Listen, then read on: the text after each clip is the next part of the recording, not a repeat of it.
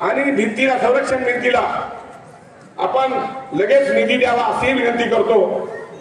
ग्रामीण आरोग्य या ठिकाणी जो दवाखाना आहे ही एक मागणी तुमच्या समोर आता हातात दिली आहे।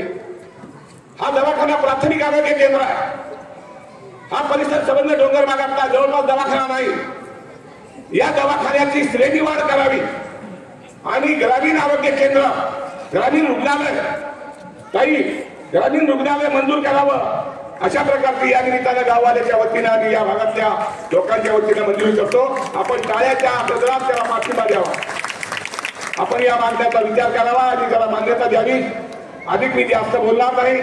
या सर्व मागण्या आपण त्यांच्या काही मागण्या आता लगेच आपण पालखी मार्ग असेल, संरक्षण भिंत असेल किंवा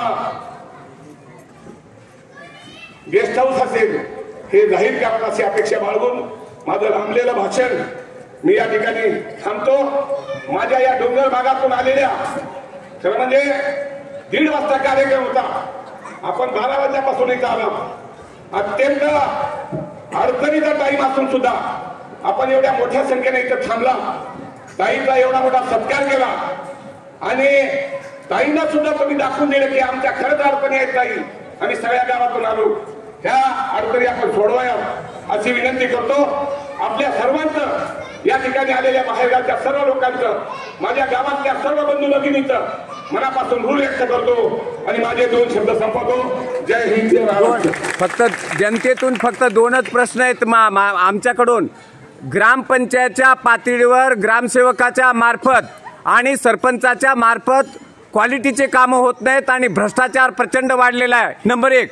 आणि जिल्ह्यामध्ये दिव्यांगांच्या बाबतीमध्ये कसलाही निधी फारसा खर्च केला जात नाही, तो झाला पाहिजे अशी आमची मागणी आहे। धन्यवाद नागरगोजे साहेब, तुम्ही जे मांडलं ते आता पाहिलं ऐकलं। मी आता ताईलाच विनंती करतो की ताई दीदी, आपण आता मांडलेल्या आमच्या मागण्या या सगळ्या जातीनं लक्ष देऊन यातल्या काही मागण्या आपण प्रकाश टाकून काही मंजूर कराव्यात अशी विनंती करतो।